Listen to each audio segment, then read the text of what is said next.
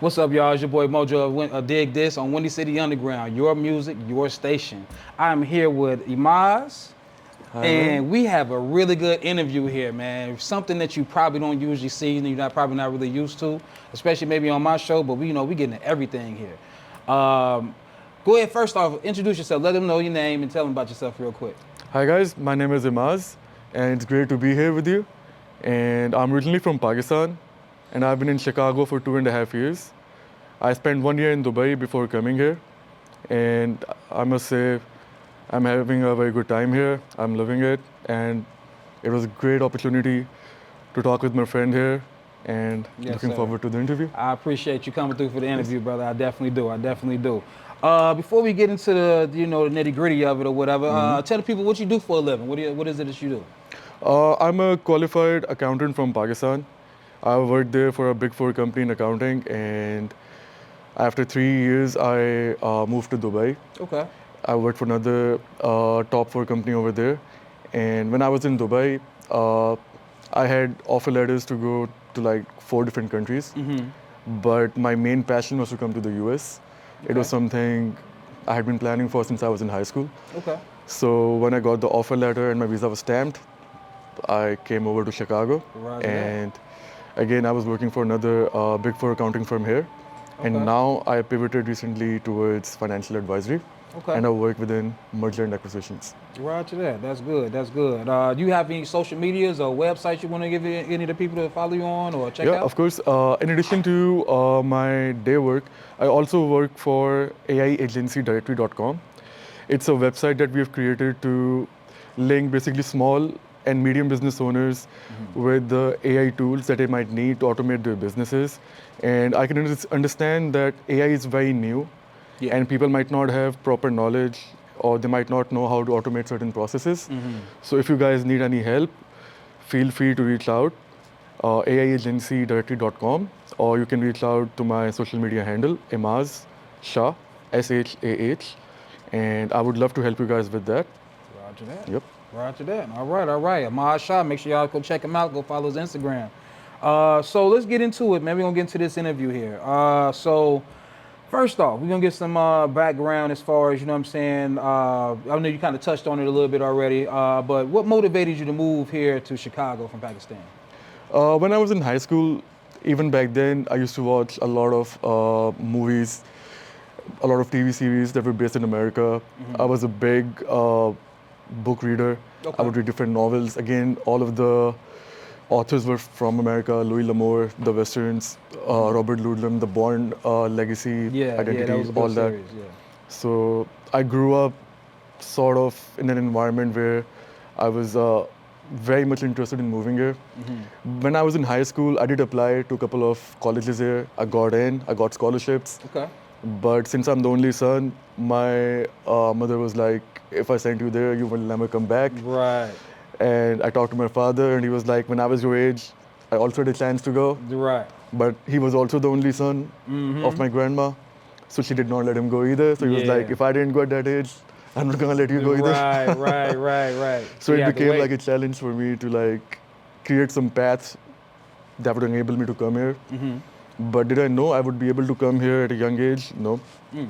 Because coming from Pakistan to America can be quite hard, Yeah.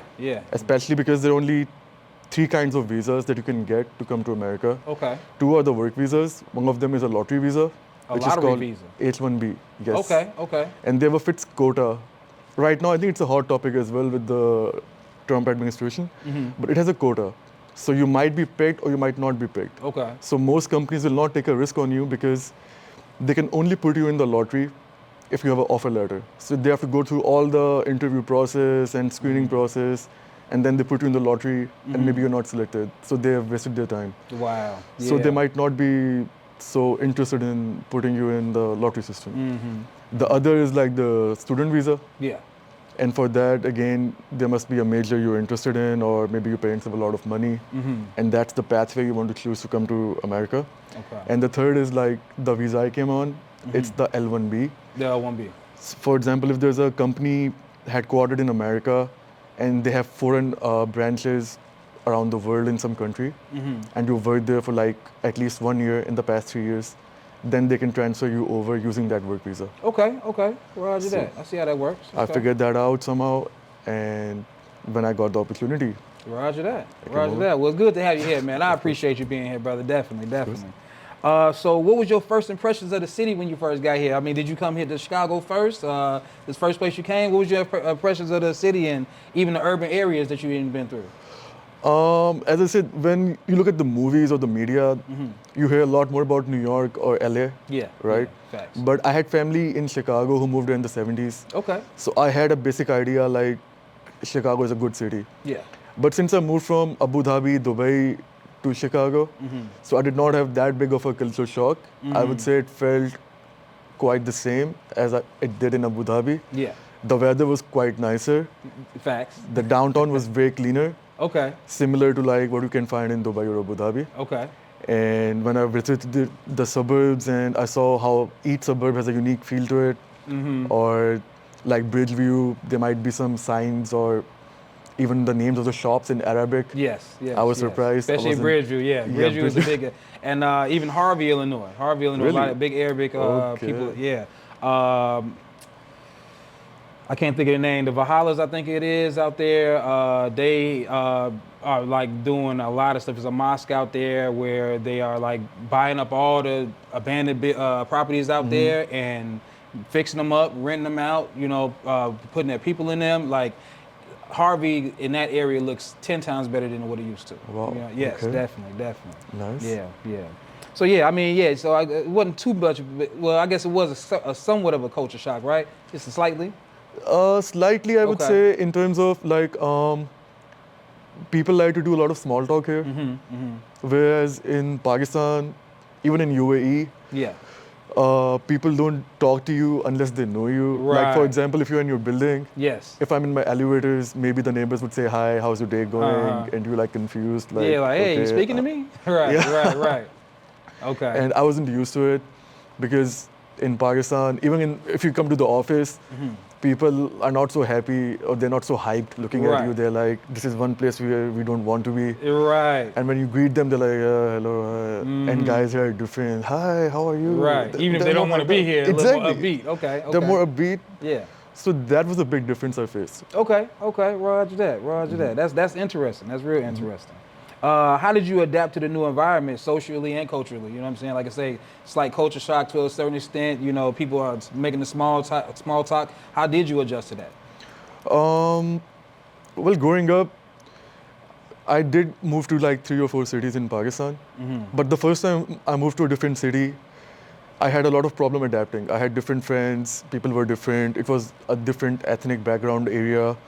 So I had to learn how to adapt. But after I did it the 3rd or 4th time, it became like something I enjoyed. Okay, Roger. You can look at moving to a new place in 2 ways. You can either be overwhelmed. I don't know anyone here. It's a new place. What will I do? Where will I go? Yeah. What will I do with my spare time? Or you can be excited about, like, I'm going to a new place. I'll meet new people. I will experience new things. So when I moved from Pakistan to Dubai, it was my first time ever outside of Pakistan as well at that time. Okay. So over there, I learned how to make new friends, how to adapt to the culture, to the environment, because there's a big hookah environment there. And you don't find that many hookahs in Pakistan. Right. So I had to adapt to Dubai as well. Okay. And when I moved to America, it was pretty similar. Like in UAE, people speak Arabic. Here, they speak English. I don't know Arabic. Right. Oh, you don't know Arabic, huh? I can read and recite Arabic, Right, you know, right. but I cannot understand it. Okay. I would say it's a unique so situation. you can read it and recite it. Yes. But as far as understanding when somebody's speaking is different. Yeah. Okay. That's different. I mean, Exactly. that's kind of like me with Spanish. Like I took Spanish like 4 years in high school, but speaking it is harder for me than it is to understand it or to listen to it and understand it, because everybody got different slangs and different variations of speaking Spanish, and writing it. Like Okay. if I can read it, then I can understand it. But if I can't read it, you write it in like a different kind of, Yeah. you know how we write Yeah. baller or baller instead of baller. Yeah. You know, it's kind of like the same. Like you Yeah. write that, I'm like, ooh, what's that supposed to be? You know, so Yep. yeah, I Similar. get it. Like the alphabet in our language in Pakistan is Urdu. Yes. So the alphabet is similar to Arabic. Okay. So I can read, write Right.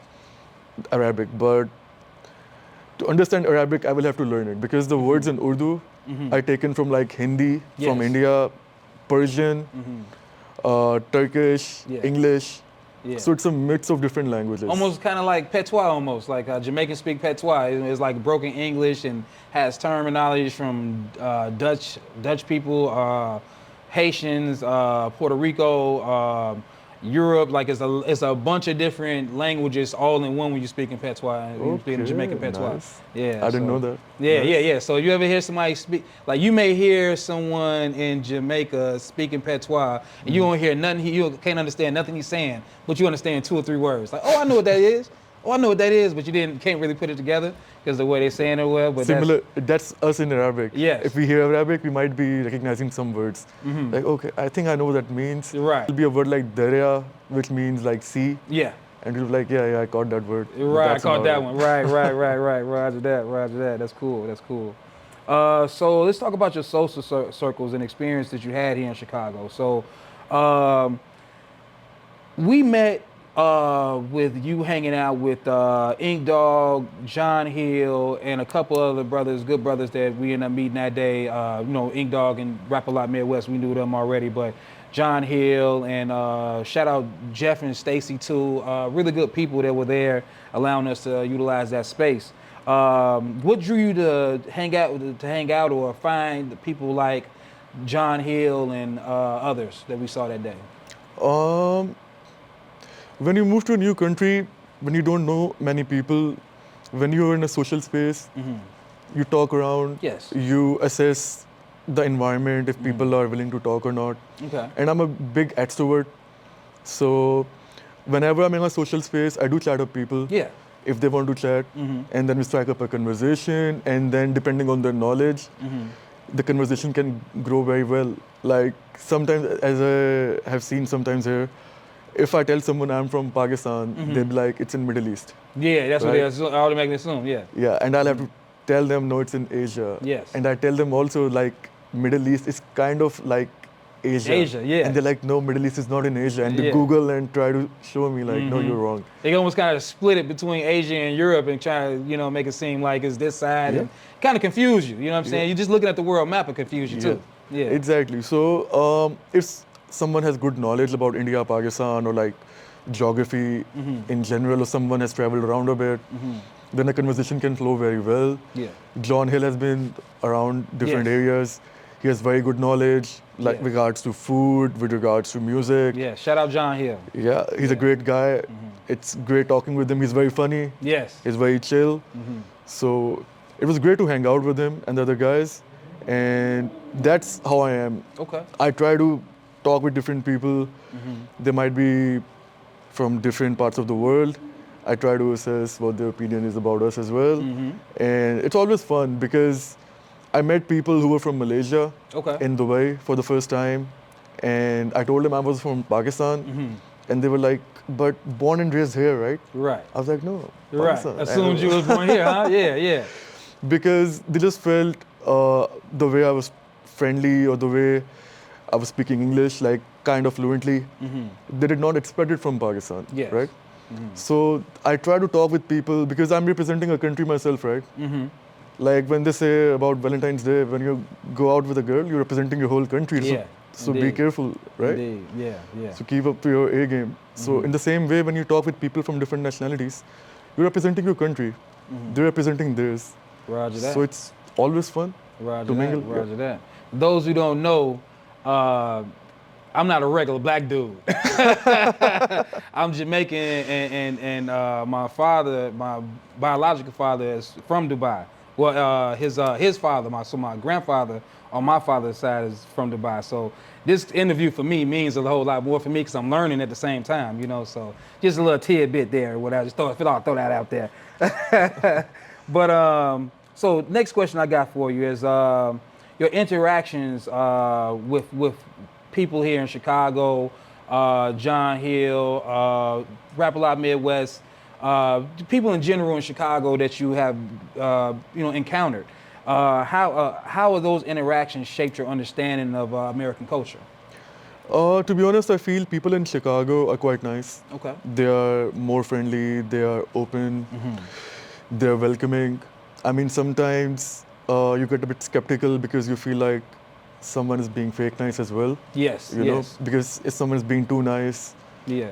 your antenna goes up like, Yeah, like why you want to be so nice to me? Yeah. Like, what? Yeah. You know, what do you want from me? Yes, exactly. And that's something which I learned is like the norm here. People are polite in general. Yes. And you need to differentiate like if they're being polite because of like professional reasons or because you're in a specific social gathering.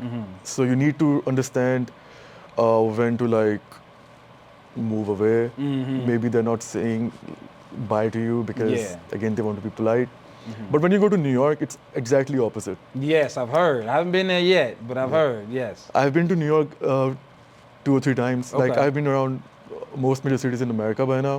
And if you go to New York, it's a complete 180 Okay. because people there are more upfront, they are more edgy. And this one time I was in a restaurant, I wanted to use the bathroom, and I bumped into a guy by accident, and I put up my hand saying like, "My bad, Yeah. sorry." And he was like, "Watch where you're going."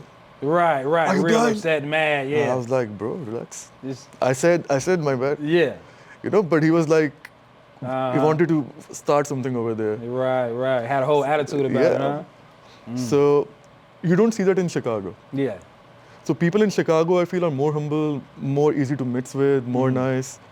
And wherever I go, I make friends. Okay. At work, outside of work, if I go to a restaurant, maybe it's an Arabic restaurant, maybe it's an Indian, Pakistani restaurant, people are very nice. Roger that. I made friends from Ethiopia as well. I met them at a social gathering. They're very nice, and they took me to an Ethiopian restaurant. Okay. I met some people who were like originally Ethiopian Yes. there as well.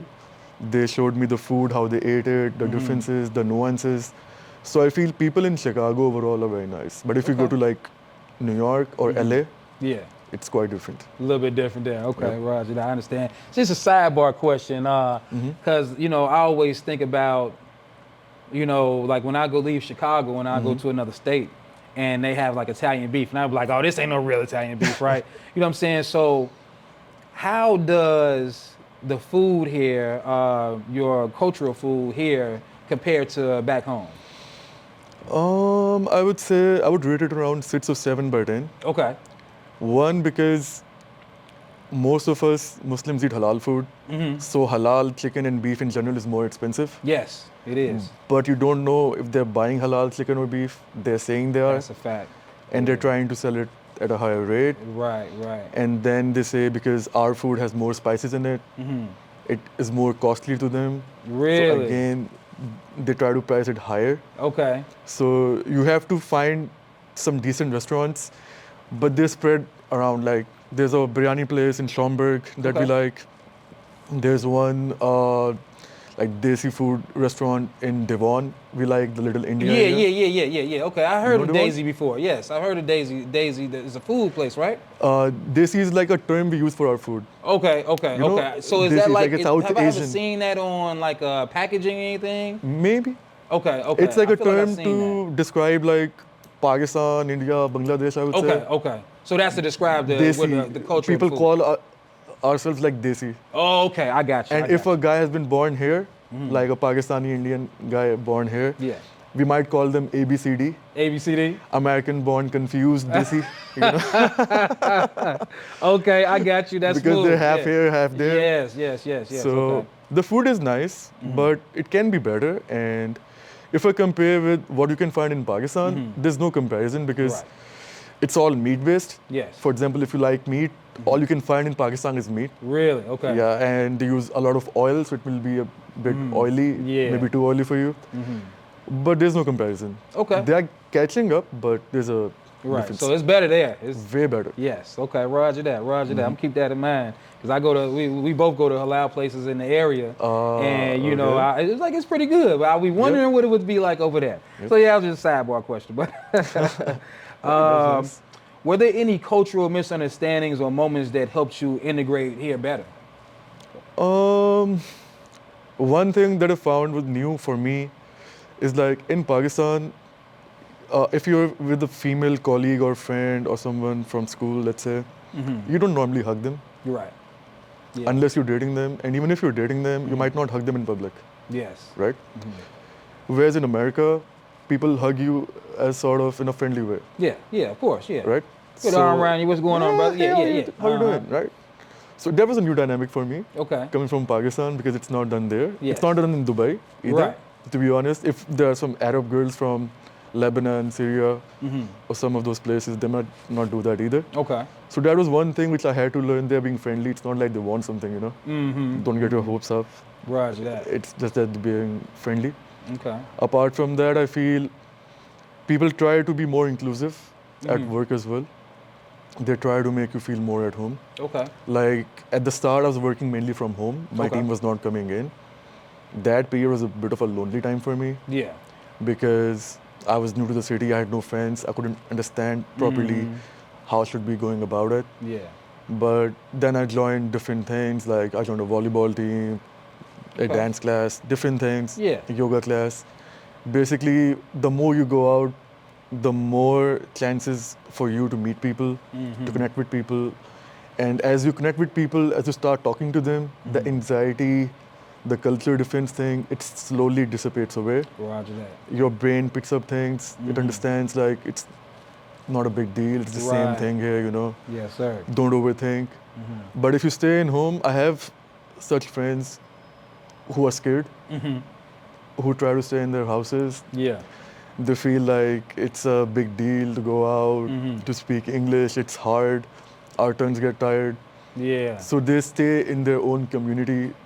They're a bit fearful. Kind of stay in their own little bubble or whatever. Yeah, exactly. Yeah. I get it. But you seem like you found a good way to learn to mingle and to, like I say, get around people and socialize. And I mean, that's how we end up meeting. You know, we Yep. were socializing, and I liked your story. I was like, I definitely got to try to tell it. You know. So let's get into the meat and potatoes of this right now. The incident that happened or whatever, what pretty much drove me to want to do this interview, because it's not often things like that happen to you, and you still have a good perspective on the people here. You know what I mean? A lot of people want to leave, want to stay in their bubble, you know, and you definitely did not, you know, fall into that pit. You know, you still just as vibrant as I assumed that you were before. You know, so with that being said, you mind walking us through? So first off, let me let the people who don't know. Imaz was jumped by some people here. More than likely, some people that look like us in this room, you know, and that didn't change his perspective on how he felt about the people here in Chicago. It didn't change not one bit. Yeah, I mean, he understands there's some bad people in the world, and you know, there's some better people in the world, and that didn't change his perspective. So my first question is, what happened? You know, Walker Stewart, you know, the experience, and how did it all take place? I had a roommate who was from Singapore originally, and he had a short height, and he was East Asian. So despite him being older, he looked young and kind of weak. Okay. So a couple of times when he was coming back home, there was times when he was approached Okay. by different guys on the street, and he had to run inside, or he had to like shout my name out, so I could go outside and help him out. And I just feel like there were guys who selected that house Okay. specifically. They knew that this might be an easy target. Maybe there are people here who have money or something, because he would wear the Canada Goose jacket Yes. and everything. Maybe that was an indicator for them. So one time during a weekend, I was taking out the trash. I was dressed up. I was about to go out and meet my friends, and two guys approached me. They raised their hoodies. They showed me their guns, and I didn't understand exactly what they said, but I knew what they meant. You knew what they was talking about. Yeah. They just wanted me to clean my pockets, and I did that. I gave them my phone, I gave them my wallet. Gave him everything. I gave them everything. I was okay with that. But now they wanted to go in the house. They wanted to come in the house, Okay. and that was not on. Right. I gave you my phone, I gave you my wallet, you're not coming inside. Right. And the Singapore friend was about to leave for Singapore in a month. Right. So I did not also, it was in the back of my mind, I did not want the last month of his time in Chicago to be a time where he was robbed. Yes. Right. Indeed. So there was some physical altercation that took place there, and it got messy. I had two roommates, but they did not come out. But one of them maybe called 911. And what I did not know was there were maybe two more guys back in the car as well. Really? Okay. I did not see them. And one of them came out.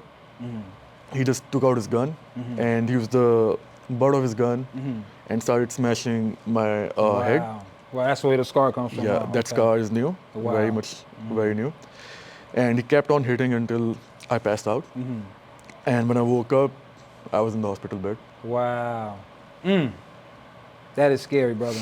That is scary. At least he didn't, shoot me. Yeah, he didn't. Yeah. That's a blessing that you're here to be able to tell us this story right now, brother. Definitely. And without getting too personal, for me, it changes my perspective so much just because of where I grew up and things that I've been through and put myself through at the same time. To hear you speak about that situation and then not have it change your perspective, to have taken that beating the way you did and not have it change your perspective, because there's been situations to where I was either on this side of it or that side of it. I've been on both sides of it, and I done had all kinds of thoughts. You know what I mean? And not to say that you didn't or whatever, because we all have these thoughts. But the fact that you didn't let it ruin the rest of your life or run the rest of your life, you know what I'm saying, is great. Like, I really appreciate that. What were your immediate thoughts and feelings during and after the attack? Nothing. Like, I come from a very conservative society in Pakistan. Like, conservative in a sense, the man of the house is supposed to be responsible for the protection of the house as well. Indeed. You cannot always rely on the police to come, Indeed. Maybe you call them, maybe they get late, something happens, they don't come, what will you do then? So my immediate thought was, they cannot go in the house. Okay, exactly. They cannot go in the house, I have two other guys inside. And I know that they could not, they would like put up their arms and they would give everything and they might get into more of a problem than me financially. Yes, indeed. So my perspective was that as a guy, it's my responsibility to protect the house. Protect your home. And protect the people who are inside the house. Indeed. And I believe, like, the moment you're born, you start dying. Yes. So when you will die, you will die. Okay, roger that. Right? But if I cannot protect the people who are important to me or my home, then I'm better off dead, No, I guarantee, I definitely get that notion. Get that notion, definitely. Especially when you got a family in the house, something like that, definitely. Your friends or people you live with, people you care about, definitely understand that. Definitely do. Was there a change in the way you navigate the city after that, or moved around in the city, maybe taking the garbage out or going out at nighttime? For a couple of days, I would say I was a little shook up. She said a couple of days. That's a solid brother right there. Couple of days. She said a couple of days. That was cool. Yeah, just a couple of days. And that was also because I normally go out with friends on the weekends or maybe Thursdays. Yeah. So once I went out a couple of times with them, I was normal again. Okay, we're going to edit Thursdays out, so we don't need nobody. I was normal again. But I have been in a couple of similar situations in Pakistan as well. Okay. But I wasn't attacked. But one time I was asked at gunpoint to give everything I had. Maybe those were brothers from Afghanistan who were illegal in Pakistan, and I gave them my phone. No big deal. The other time I was with my best friend. It's around 2013 when I was a kid. And we were outside his house. Two guys pulled up on a bike and they asked for our belongings. Yeah. And I took out my phone and I was about to give my phone over. But my friend, he grabbed the gun. And because he grabbed the gun, I had to grab the other guy now in case he had a gun too. Yeah. So I instinctively grabbed him. And then the gun stayed in my friend's arm. Yeah. And the other guy who was in front of the bike, he just sped up and they went away. And we threw the gun. There was a river nearby. We threw the gun in the river. And I asked him, like, did you have your iPhone in your pocket or something? because iPhones are very expensive there because of tariffs. He had a button Nokia phone, which is like $5 or $10 maximum, and I was Yeah. like, you almost got us killed for a $5-10 $5 or phone. $10 phone. That's crazy. And he was like, I'm not getting attacked outside my house. Right. No one's taking stuff from me outside the house. So I had these kinds of friends who were pretty fearless themselves. Okay. So that kind of translates into you. Yeah. So after a couple of days, I was fine. I'm fine now. Roger that. That's good that you grew up with friends that kind of, I don't want to say toughens you up, but helped you out with certain experience. The fact that you had experiences like that back home, you know what I mean? It kind of prepared you for this one, you know. And like you say, like he said, I'm not getting anything taken from me in front of my home. You wasn't gonna let anybody go into your home. No way. Both of you guys protected your home, and you knew to do that from past experiences. So I commend you on that, man. Back into the friend question, how did your friends or the community react to them hearing about the incident? Like the people you go out with every day, or even your neighbors, or people in the building?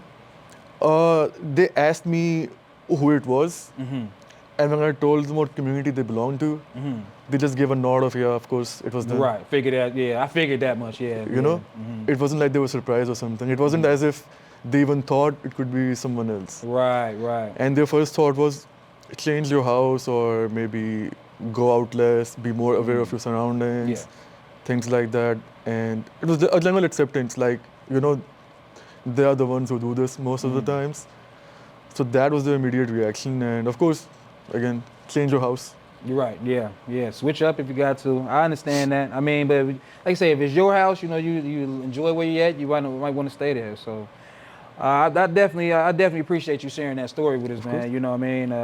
How long ago did it happen? Like In November. In November. So this wasn't that far long ago. Yeah, 4 months ago. 4 months ago. Yeah. Okay, Roger that. So this is fresh. Yeah. And to have it fresh on your mind and to be able to still, like I say, still have that love for people and that perspective that, hey, everybody isn't like this. This was an isolated event, you know what I mean? Probably won't even happen again. Yeah. You know, so that's great, bro. That's great. And I mean, it goes into my next question. Like, even despite what happened, you know, you didn't change your views on urban people. You know what I'm saying? Why didn't you change your views? Like, a lot of people, like I said, in my situations, I changed up how I thought about people, you know what I mean, to an extent until I got older. But why didn't your views change? Because you cannot stereotype an entire community based on the action of one guy. Indeed. You know, that's like thinking because Osama bin Laden was a terrorist, all Muslims are terrorists, right? And that's a perception that Muslims get as well. And growing up, you hear about that, you read about it online, you see those interviews. And even in my interactions here, sometimes people do ask, like, Pakistan might be a very conservative country, maybe females have no rights over there and stuff. Whereas in the urban cities, I feel like they have too much rights, to be honest. Like, for example, if you're in a public bus in Chicago, anyone can sit anywhere they want. Whereas in Pakistan, if you're in a public bus, the front area is reserved for the women, and the back area for the men. So even if there's spare seats at the front, guys would stand at the back side of the bus in case some females might come in at the later stops. And even at work, for example, in my field of work, we were supposed to work late nights in accounting and finance. But the females were allowed to go by 5 or 6 because the sun is setting, and they might say, like, our father or our parents are not comfortable with us being at the office too late or after dark.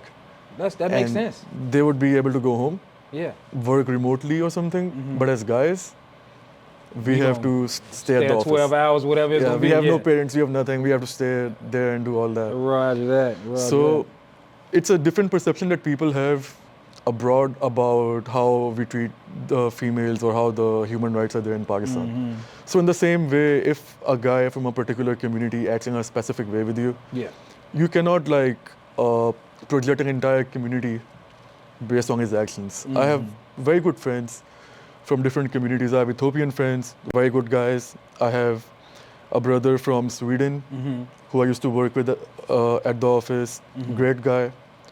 So if a couple of guys who are unemployed or something, who like try to take us out, well, they tried, they failed kind of, but they tried. I cannot project an entire community and say like all of the people are like this, because they're not. There are many great guys. John Hill, a great guy again. Yes. Shout out to him, great guy. So I don't need to like do that. And Mm-hmm. if you look at Pakistanis in general, I think you will find a similar perspective from them too. Okay. Because like you're from Jamaica, a lot Yeah. of cricketers from there, Mm-hmm. and there was one cricketer named Darren Sammy, who was the captain of a local team in Pakistan, Mm-hmm. and he even gets ads and commercials that air on national television. Mm-hmm. He has a big following there. Yes. And then there are some people from Nigeria and other African countries who come to Pakistan to study, Mm-hmm. who have settled down there. One of them also runs a very successful podcast Okay. where he has learned Urdu, Okay. which is awesome. I don't know how he learned it. It's a Roger hard that. language to learn. Yeah. And he does all of his podcasts in Urdu. And Okay. he's living in Islamabad. Really? Okay. Yes. That's dope. That's nice. Yeah. That's dope. That's real good. Okay. Roger that. That's good, man. That's good. I like to hear that, man. I like to hear that. The fact that you don't even like, and it goes into my next question. Like that you're answering these questions so good that they're going directly into my next question. Like, you know, the fact that you didn't base that your situation off the you know the experiences that you had, and it wasn't, you didn't stereotype the situation as far as the people that were there. You know, despite what your friends may have assumed or may have pre-thought already. You know. But what do you think caused some of the people to stereotype an entire group of people or base, you know, that their bad experience off, or say this bad experience it only comes from this type of people? You know what I'm saying? What do you think causes some of those stereotypes? I would say media, Mm-hmm. social media. Yeah. For example, even the 90s rap was associated with being gangster and everything. Mm-hmm. And people cling on to that. Then you Yeah. have guys like Snoop Dogg who are smoking weed. Yeah. And people in their mind make a general perception that maybe most of this community is like this. They're all gangsters, they wear big chains, Mm-hmm. they smoke weed. Mm-hmm. Maybe they are more aggressive, maybe they're less educated. And then you have the media who's always projecting negative things about everyone One of from the the reasons I don't community. watch the news anymore. Yeah, I don't watch Yeah, news. yeah. I don't watch news either. Yeah, I I might rely put on on CNN social- maybe just see some world news, but you know. Yeah, there's no point. And even if you meet people in UAE, there might be some Uber drivers from Sudan or Uganda, and they say the similar thing. Like, it's been very nice for us here, but overall, people do get uncomfortable with us or around us. And I think it's just the media, and also I would say it's the fault of the people who listen and believe the media, I would say. Everyone has their own mind. You don't need to always believe what your family tells you or what your Indeed. friends tell you. Yeah. You can do some research now. And the best thing about this generation is you have YouTube. You can like see whole vlogs on places with different people who do the interviews. They're great people like Michael Jordan, Kobe Bryant, all of these guys. Denzel Washington, Yes. one of my favorite actors. And people Oh, love mine them, too. like them. Yeah. Yeah, same. People get a very positive impression from them. But then you see the news where they try to stereotype that all of the drug dealers are from this community. Similar to Muslims, right? If Yes. it's a Muslim who does a murder or any kind of negative activity, they're a terrorist. Instantly, the first thing they think is they're a terrorist. Terrorist, right? If it's someone from a European, let's say, ethnicity, they might have mental issues. Yeah, they might say that. Yeah. You know, they have mental issues, but if a Middle Eastern or Pakistani or He Indian just guy, got to be a terrorist. Nothing else going on with him. Yeah. Yeah, exactly. Yeah. He's just a terrorist. It's nothing else. Exactly. Yeah, that's how they do that. But And he similar may to have like- mental yeah. issues as well, you know. So And similar to like the people from African communities, same. If you see them, like I think there was a study done, I can't just remember which college, but a random group of people was shown different photos of people from different backgrounds. And they were asked to assess which people were more likely to be criminals or aggressive or more likely to become criminals. And the study found that people from African or Middle Eastern descent were highlighted by the most people to be either the criminals or villains or most likely to be terrorists, Yeah. right? And the people from the European or like the white side of the things, they were deemed to be innocent. And the photos of those white people included people like Ted Bundy Yeah. and, Charles Manson. Yes. So Yes. that's how people are programmed by default to think, I feel like. If you see a person from like Middle Eastern or African descent, by default you have a negative impression. Even myself, I've seen in the office, I have felt that people sometimes were intimidated by me. Like even my superiors at work have told me, like, Imaz, I don't know how to work with you. I haven't figured out how to deal with you yet. And I'm like, what does that mean? I What do you don't mean? even know what that means. I don't even know what that means. Like, what does that mean? Like, What do you mean? Deal with me or work with me? Like, you have to deal with me a certain kind of way. Like, anyway. so people, yeah. And this one time I said hi to a guy. He was warming up his lunch in the cafeteria. And when I said hi to him, he dropped his lunchbox. Really? Yeah, and he was taller by 2 inches. So I don't know. So it's like by default, people find us more aggressive, or I would say intimidating. Okay. Yeah, I agree with that. Yeah, I think that causes a lot of things. You know, what people put out here in the media, what the news may put out. You know, people who have bad experiences, you know, may project those experiences on their kids or on their friends, and now they assume that it's something else. You know, shout out to you for having a strong mind and being able to put your own information together and you know, make your own emphasis or whatever about the situation, about life, and about people. You know, what advice would you give other people who might even encounter a situation like you have, or any other negative situation? I would say don't fight. Roger You that. know, don't fight ever. I didn't know there were more than two guys. Two guys, I could have managed to do something, but it was my fault. I did not realize that there were two more, and I could have been killed, most likely. So in these cases, like, just surrender. Doesn't matter what community they're from. Just surrender. Give whatever you have, because money can come back. You know, Indeed. money always comes back, but when you lose your life, you're gone forever. Yeah. So nothing is worth, you know, like, even if you have an ego, like alpha male or something, like just raise your arms and say, okay, do whatever you want. And I would also suggest, like, travel, meet new people. I was in LA and I was at a franchise there having some burgers with my friends. And like a couple of guys came out and they were from the African community and they were doing like this namaste, and I was telling them I'm from Pakistan, no namaste, assalamu alaikum, you Yes. know. But they were just laughing and I didn't understand why. And then there was an old dude, again a black guy, old dude there standing nearby us. He came over to me. He was from Jamaica actually. Yes. And he told me, like, ignore them because most people from the black community feel like Indians are lazy. They all work at 7-Elevens maybe. That might be what They they think. smell, Okay. things like that. Yeah, They're yeah. lazy. And he was like, they cannot survive anywhere else. They have it easy in America. Like, he had his own perspective. So like the more people you meet, the more different perspectives you will get. There are different kind of people everywhere. And the people you might meet in LA might not be same as in Chicago. And similarly to what you might find in New York. Exactly. Because my friend, who looks very Middle Eastern, he has very white skin, he has a beard, Yeah. but like a trendy beard, not a mullah beard. But he had ladies on the streets saying him to go back to his country. You know, Really? people being aggressive with him on the subway Yeah. in New York. I've never had that in Chicago.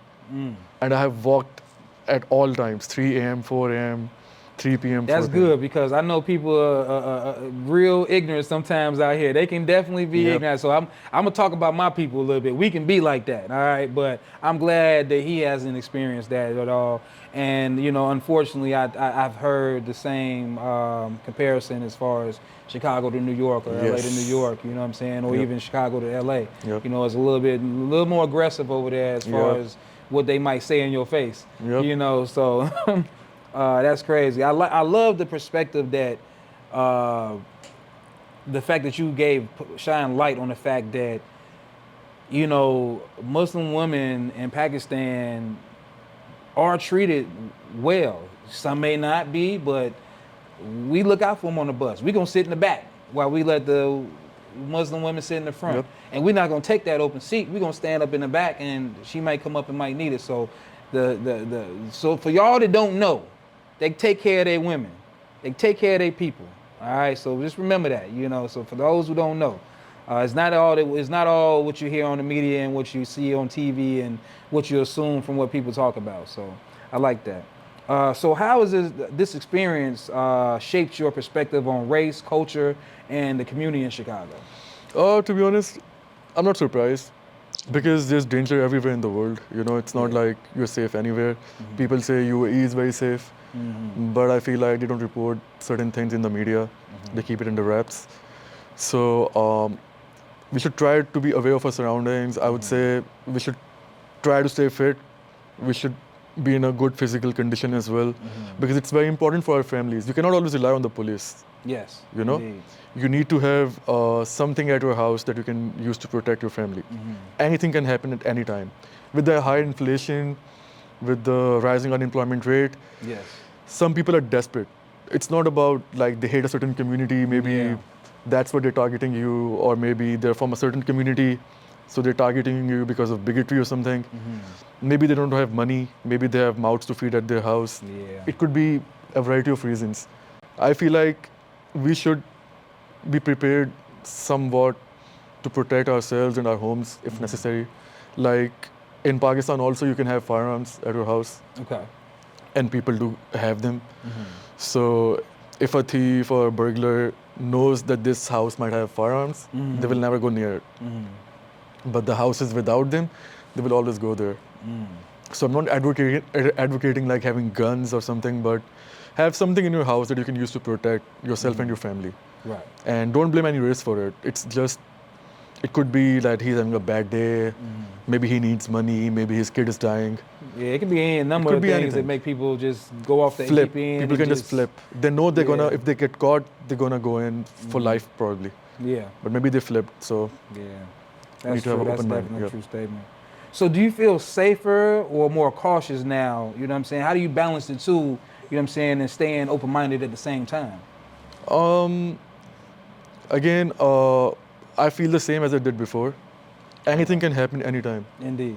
I don't feel more afraid or less safe after that. I never felt that in Pakistan either when I had those two instances where I was told it was my fault because it was very late at night, or maybe I should not have been alone. But I've learned over the years, anything can happen to you at any time. So just be aware of your surroundings, live your life. You don't know how long you're alive. You have one life. You cannot spend it in fear that maybe something will happen, because what if I come out and a car runs over me? Yeah. So I won't walk right out the door and somebody hop the curb, Yeah, so what? I won't ever go out. Or there are people who are afraid of taking flights. They have like fear of air or whatever. And if you have a fear of flights, because planes might crash, and they have been doing a lot recently. Yes. But if you have that fear, you might not be able to travel anywhere. And then we take the fun out of life. So I think we should be relaxed, just careful of your surroundings. Maybe have a friend with you or something to be extra safe. But what will your friend do if a couple of guys have guns on them? I don't know. So like, relax and I would say live your life. Just know one thing, that you can replace the things in your pocket and the clothes on your back, but you can't replace your life. So. You cannot replace your life. Indeed, indeed. Well, I ain't gonna hold you too much longer, brother. I got 3 more questions for you, and we're gonna wrap it on up. Just some final reflections, man. Looking back, would you have done anything different as far as that night goes? Or even as far as even coming here? Like, do you regret coming here at all? Or maybe I shouldn't have maybe I could have waited to the morning to take the garbage out. Do you find yourself thinking that or whatever? Or looking back and saying, I could have done something different? The only thing I would have done differently is if I knew there were 2 more guys waiting in the car, maybe I would have done different in like, I had keys in my pocket. So maybe I could have like done something on their necks and ran inside. Right. Tried to fight back a little harder or something, Fight differently. Fight differently. Because like one of the cities I'm from, Rawalpindi in Islamabad, people fight with razor blades there. Okay. And they might try New to York. yeah, they might like, try to cut your eyeballs or something, They right? call them a $1.50 across your face. Yeah, exactly. So I might have done something where slash and run inside Yeah. if I knew there were too many guys. Otherwise, not really. I would have taken the trash out at that time anyway. Right, right. I don't right. like to live in fear, so Indeed. I would have indeed. done that. Yeah. Indeed, indeed. So- So, what are some positive? What is something positive that you can learn from both the good and the bad of your experiences here in Chicago? The good, I would say, I could try to be friendlier. I feel like sometimes I'm very blunt. That's maybe the Pakistani in me, maybe it's my nature, I don't know. Some people are like, nice and they might tell you the positives, whereas I might try to tell you the truth. Right. And right. I've seen not all people here are used to it. And when I do a self-reflection later on, I feel like maybe I could have been nicer. Maybe I could have toned it down a bit. So that's one thing I think. Okay. Even if someone is coming to America from Pakistan, maybe they can think about this. The other, I would say, don't try to be overly nice. Try to be yourself. Don't try to learn the American accent. You have your accent, try to speak the way you speak. Don't try to be someone you're not. Right. Be comfortable with your culture, with yourself. And even your dressing, I mean, you don't need to dress in a certain way with like ripped jeans or something if you're not comfortable with that. Be comfortable in your skin. And that's something I've learned in Chicago as well. People appreciate you for it. Yes, For example, indeed. I don't drink. Yeah. So if I tell someone I don't drink, they won't force me to drink, Yes. So you don't have to feel peer pressure that maybe everyone around me is drinking, so I have to drink by default or to like fit in. It's not No, like that. to be honest, we would rather you. You say you don't drink, brother, because somebody come to the door. We want you to go to the door. We want you to drive us home, or at least somebody made it home safe and didn't get pulled Yes. over. You know what I mean? So, yeah, definitely. That's good, bro. How old are you, by the way? 28. 28. Good to know. That's good. I mean, it's hard to find 28-year-olds, people in their 20s still that can go through these situations, man, and just be able to have an adult and positive and mature outlook on the situation. You know what I mean? So that's good. I just wanted to make sure I asked that because I don't know if I asked that earlier or not. What are some?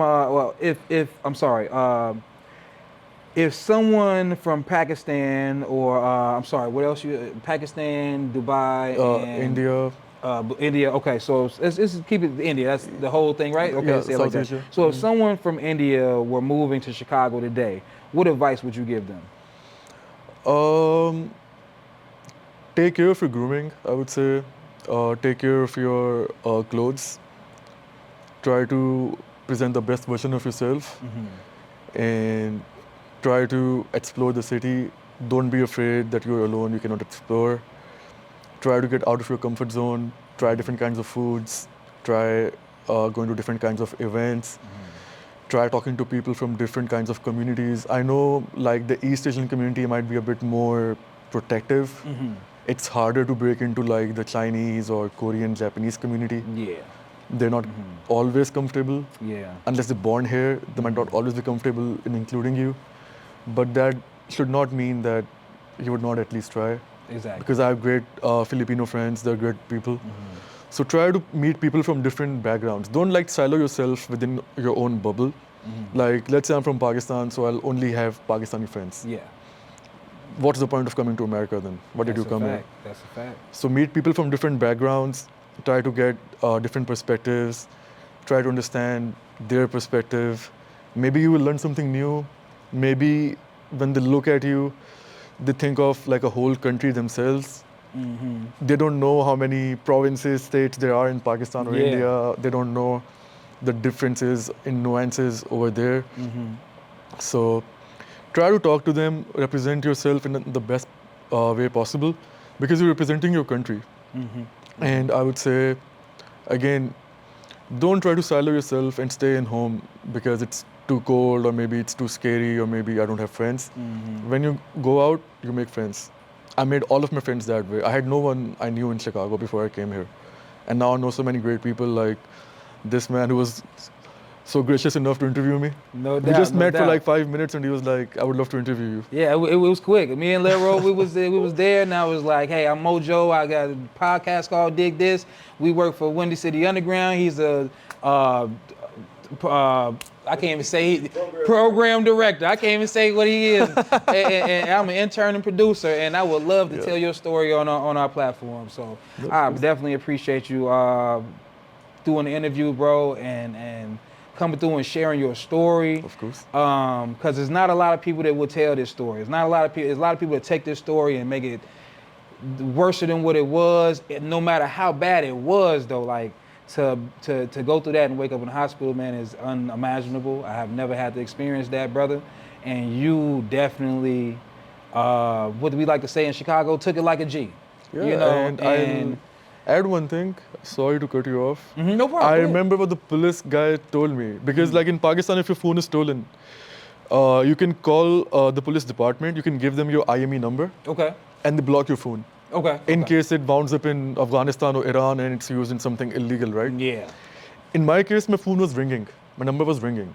And I asked the cops if my number is ringing, so I'm sure you can trace it, right? Yeah. Because that technology is available in Pakistan. If your number is ringing, the cops will trace it.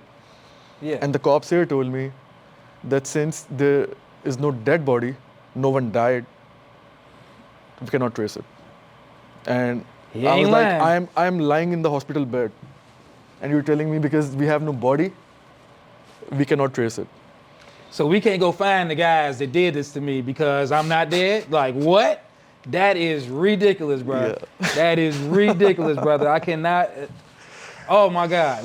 You know what? That is not surprising though. Because I had this is a sidebar, we edit this out if we need to, but I had my car stolen from a dealership and we knew exactly where it was. Got the car back. They changed my tire. They caught a flat. Changed my tire. Okay. And I said, look, they changed the tire. They had to touch my jack and my tire, get the fingerprints. Yep. Oh, well, nothing, nobody was dead or anything, so we didn't. Said the same thing. No, it wasn't used in a drive-by or anything like that, and no crime, so we don't. So you just let them get away with it? Exactly, yeah. That's crazy. Same. That's crazy. I'm still waiting for the detective to call me. He told me there'll be a follow-up. It's been 4 months. I'm waiting. Wow. Wow. Sometimes you got to call them, man, and make a fuss of it. But Yeah. anyway, man, I appreciate you, Imaz, for Nice coming meeting through, you, man, Moe Joe. doing the interview with me, Of man. I course. appreciate you so much, man. I hope you never experience anything like this ever again in Chicago. If you do, you got my personal number. You can call Yeah, me, brother. I I'm do. pull up. You feel me? So we take care of our own here at Windy City Underground. Especially Moe Joe, I take care of my peoples. But I appreciate you stopping in, Of man, course. and doing the interview with me. Peace and blessings to you and your family You and too. you and people Thank you live you. with. It's Windy City Underground. It's your boy Moe Joe on Dig This. Get with your boy later on. Peace and blessings. Roger that, man. I appreciate